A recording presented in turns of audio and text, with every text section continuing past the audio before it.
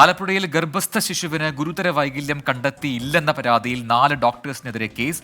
ഗർഭകാലത്ത് നടത്തിയ സ്കാനിങ്ങുകളിൽ കുട്ടിയുടെ വൈകല്യം തിരിച്ചറിയാൻ കഴിഞ്ഞില്ല എന്ന പരാതിയിലാണ് ഈ നടപടി ഉണ്ടായിരിക്കുന്നത്. സംഭവത്തിൽ ആരോഗ്യ വിഭാഗം ഡയറക്ടർ ജില്ലാ മെഡിക്കൽ ഓഫീസറോട് റിപ്പോർട്ട് തേടിയിട്ടുണ്ട്.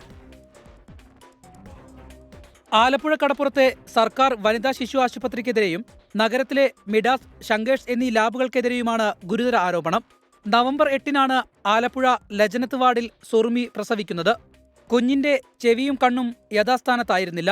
വായ തുറക്കുന്നില്ല. മലർത്തിക്കിടത്തിയാൽ കുഞ്ഞിന്റെ നാവ് ഉള്ളിലേക്ക് പോകും. കാലിനും കൈക്കും വളവുണ്ട്. കുഞ്ഞിന് കണ്ണു തുറക്കത്തില്ല.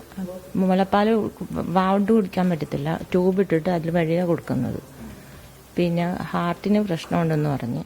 ഗർഭകാലത്തെ സ്കാനിങ്ങിൽ ഡോക്ടേഴ്സ് വൈകല്യം അറിയിച്ചില്ലെന്നാണ് കുടുംബത്തിന്റെ ആരോപണം.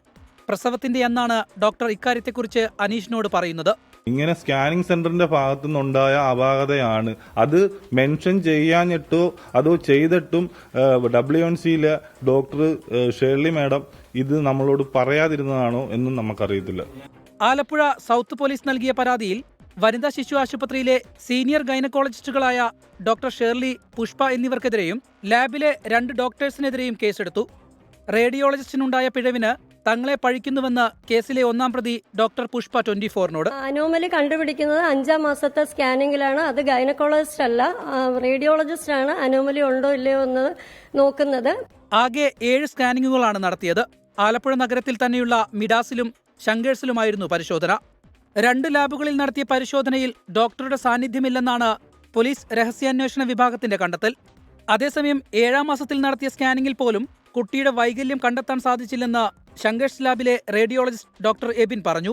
സംഭവത്തിൽ ആലപ്പുഴ ഡിവൈഎസ്പി MR മധുബാബുവിനാണ് അന്വേഷണ ചുമതല. ഫൈനൽ ഒപ്പീനിയൻ അവരാണ് വരേണ്ടത്. ഒരു ടീം ഓഫ് ഡോക്ടേഴ്സാണ് അത് ചെയ്യേണ്ടത്. ആ ഒപ്പീനിയൻ സ്വീകരിച്ചതിന് ശേഷം മാത്രമേ നമുക്കൊരു കൺക്ലൂഷനിലേക്ക് അല്ലെങ്കിൽ ഫൈൻഡിങ്സിലേക്ക് എത്താൻ സാധിക്കുള്ളൂ.